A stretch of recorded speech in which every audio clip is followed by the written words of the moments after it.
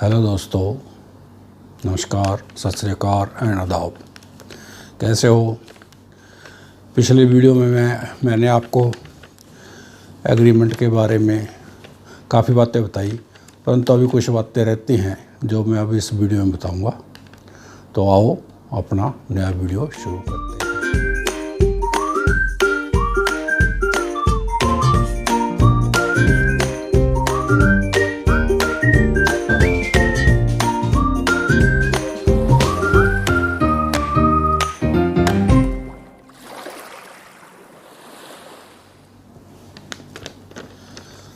तो जब आप नया घर बनाओगे, सबसे पहले जो सिविल जो ठेकेदार है उससे आपने एग्रीमेंट करना है। उसके बारे में मैंने आपको काफ़ी बातें बता दी।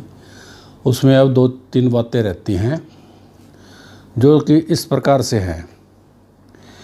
आपने जब उसके साथ रेट करना है तो उस रेट में आपका सब कुछ इंक्लूड होता है, मतलब कि शटरिंग भी वो ले आएगा, वाइब्रेटर भी ले आएगा, मशीन भी ले आएगा। जब छत डालेगा, लिंटर डालेगा, बीम डालेगा, तो आप उसमें लिखवाना कि इसमें आप वाइब्रेटर चलाओगे। मोस्टली क्या होता है, जैसा कि मैंने अपने जीवन में देखा है कि जब डोर लिंटर पे बिल्डिंग पहुंच जाती है, डोर लिंटिंग की जो शटरिंग करता है ठेकेदार, तो वो कुछ भी नहीं लाता, सब अपना है, आपका ही मटेरियल। जैसे कि ईंटों की बुर्जियाँ बनाएगा, उसके ऊपर एक आध फट्टा रख के और ऊपर एक कच्चा रदा लगा के आपकी ईंटों का और लिंटर डाल देगा। बाद में उसको खोल देगा तो वो जो ईंटें जो आजकल 5-6 हज़ार रुपये में आती हैं, 6 रुपये की एक ईंट है, तो वो जो आपकी इतनी ईंट ख़राब कर दी, जबकि वो लानी उसने होती है। इस बात को आप ध्यान में रखना। इसी तरह से जब आप फेसिया बनाओगे, स्लैब डालोगे, तो स्लैब के अंदर फ्रंट फेसिए के ऊपर बहुत सारा डिज़ाइन कराना होता है। डिज़ाइन की शटरिंग होती है, जो शटरिंग की ठेकेदार ने लानी होती है, लेकिन वो कुछ नहीं लाएगा। वो सिर्फ स्टील की प्लेटें गार्डर ले आएगा। बाकी जो है आपकी ईंटें 4-5 हज़ार ख़राब कर देगा। ईंटों के अंदर वो गारे में चनाई लगा के, जब बहुत 16 का 17 का मसाला लगा के आपका वो खस के बनाएगा। जो जिस तरह का भी डिज़ाइन आपने बनवाना है वो बनाएगा, जिसमें आपकी 5-4 हज़ार ईंट ख़राब कर देगा और वो 6 हज़ार के हिसाब से 30-35 हज़ार की हो जाएंगी। ये बात आप पहले खोलना कि अगर आप मेरी ईंटें यूज़ करोगे तो मैं उन ईंटों के पैसे काटूँगा। जब जितनी ईंट टूट जाएंगी, ख़राब हो जाएंगी, उनके पैसे काटूँगा, नहीं तो आप उसको यूज़ मत करने देना। आपने जो ये बात खोलनी है उससे कि मैं अपनी ईंटें या अपना मटेरियल यूज नहीं करने दूंगा। सब उसने सब कुछ अपना लेना होता है, तसला, बट्ठल, कस्सी, जो भी शटरिंग लगनी है, चादरें, जो कुछ भी लगना है बिल्डिंग में, वो अगर आपका ऑल ओवर रेट है तो सब कुछ उसने लगाना है। आपने तो बजरी, सीमेंट, रेता देना है, बाकी सब कुछ और लेना। जब छत डलेगी तो जो सबसे ज़रूरी बात है जो आपने ध्यान में रखनी है, वो ये बात है कि आपने वाइब्रेटर लगवाना है। और उसको पहले ही बात खोल लेना जब आप अब उसको करोगे कि आपने वाइब्रेटर वाला मसाला बनाना है। मोस्टली क्या होता है, मैंने देखा है कि कड़ाहा लगाते हैं ऊपर और बहुत ज़्यादा पानी डाल के कड़ाहे में सीधा जाके आपका वो खाली होता है और वहाँ से बाल्टियाँ भर भर के वो आपका मसाला डालते हैं, जिसमें कि वाइब्रेटर नहीं, वो ब्लीडिंग हो जाती है और सारा सीमेंट नीचे चला जाता है और आपकी छत बहुत पूरी हो जाती है। आप उसका स्लम्प टेस्ट करो। स्लम्प टेस्ट कहते हैं कि वो मतलब उसका गोल मसाला बनवाओ जो कि वाइब्रेटर चलने से गोले मसाला। अदर वो क्या आजकल आम मैंने देखा है छोटे शहरों में कि बहुत ज़्यादा पानी डाल के कढ़ाई लगाते हैं ऊपर, और कढ़ाई में से ऊपर जाके जो आपका होता है मिक्सर के ऊपर बिट जाती है और कढ़ाई में खाली होती है और वहाँ से वो बाल्टियाँ भर भर के आपके डाल देते हैं। अगर वो आप कहते हैं वाइब्रेटर चलाओ, तो वाइब्रेटर क्या चलेगा, वो पहले ही इतना उसमें पानी होता है कि पहले ही सारा सीमेंट और बजरी सब कुछ अलग हो जाता है। आपने स्लम्प टेस्ट की तरह उसको पहले कहना है कि मैं स्लम्प टेस्ट करूँगा। स्लम्प टेस्ट का मतलब होता है कि एक स्टैंडर्ड जब आप कोई तसला उसका बजरी का सीमेंट मिक्स का डालोगे तो वो बहुत ज़्यादा बैठना नहीं चाहिए, वो एक रेशो में ही बैठना चाहिए। वो सिविल इंजीनियरिंग का काम है। इतनी तो बातें आपको समझ में नहीं आएंगी एज ए लेमैन, लेकिन मोटी बात यह है कि आपने बजरी कड़ाहे में डाल के लगवाने देनी। नीचे कहे भी नीचे आप पेटों का एक वो बनाओ चबूतरा ऊपर छत के, और उसके ऊपर आपका माल जाए, वहाँ से तसलों में भर भर के आपके कास्ट हो, उसमें वाइब्रेटर चले खूब, और वाइब्रेटर खूब चले ताकि कोई पोरस या हनी कमान कंक्रीट ना बने। आगे मैं जाके अगले वीडियो में बताऊंगा आपको कि और आपने क्या क्या, क्योंकि ये बहुत बड़ा सब्जेक्ट है। सिविल इंजीनियरिंग का इतना बड़ा सब्जेक्ट है घर बनाने का, बिल्डिंग बनाने का, कि ये 1-2 वीडियो में नहीं पूरा होएगा। इसमें काफ़ी वीडियो चाहिए पूरी डिटेल में बताने के लिए। ये तो मैं आपको मेन पॉइंट बता रहा हूँ कि ये पॉइंट आपने ध्यान रखने हैं।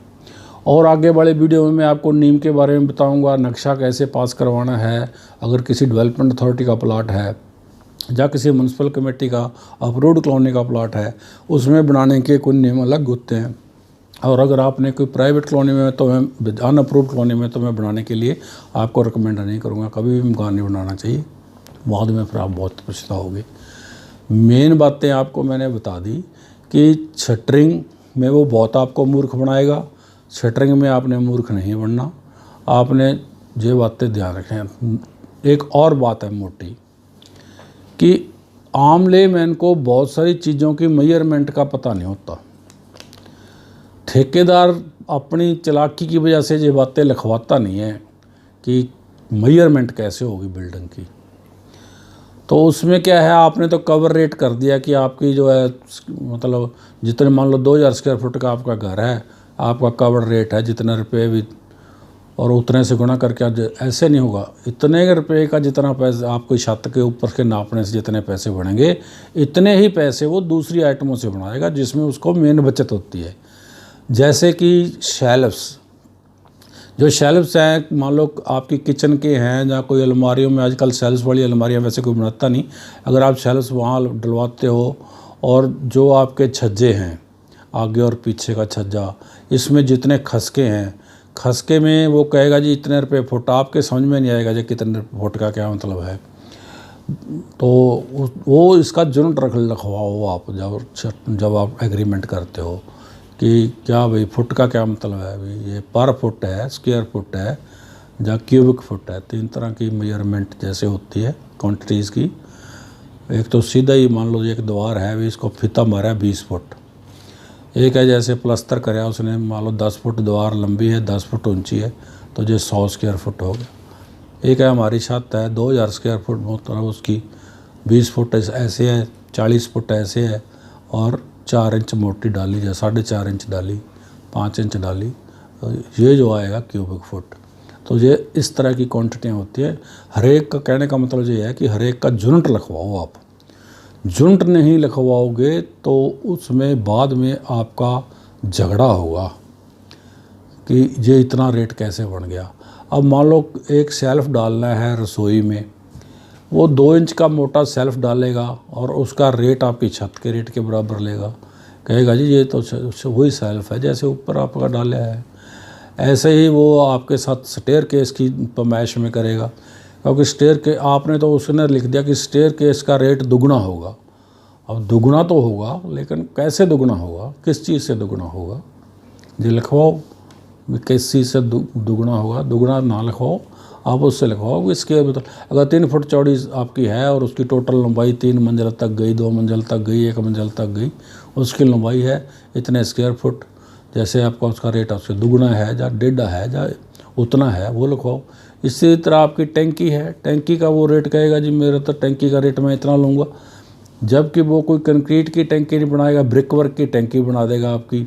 ऊपर 2 इंच का सेल्फ डाल देगा, नीचे सेल्फ अगर कोई सियाना आदमी तो डलवाता है, नहीं तो नहीं डल। नीचे आपको बुर्जियाँ लगवानी चाहिए कंक्रीट की, बुर्जियाँ लगा के उनके ऊपर पहले एक नीचे छत डलवाओ सेल्फ, फिर उसके ऊपर आप कंक्रीट की दीवारें बनवाओ, फिर उसके ऊपर आपका कंक्रीट का ही फिर उस टैंकी की छत डले, फिर तो उसका रेट दुगना जायज़ है। अगर वो आपके ऐसे ही छत के ऊपर डिग्गी उठा देगा 4.5 इंच की दीवारों से और उसको प्लस्तर करके और उसमें पानी, वो उसका दुगना रेट फिर ये जायज़ नहीं है। इन बातों का आपने ध्यान रखना है। बाकी अपने आने वाले वीडियो में आपने नियमों से लेके डीपीसी और फिर ऊपर डोर लेवल और फिर छत कैसे डलवानी है और आपने नक्शा पास कैसे करवाना है, ये सारी बातें मैं अपने आने वाले वीडियो में बताऊंगा। नमस्कार।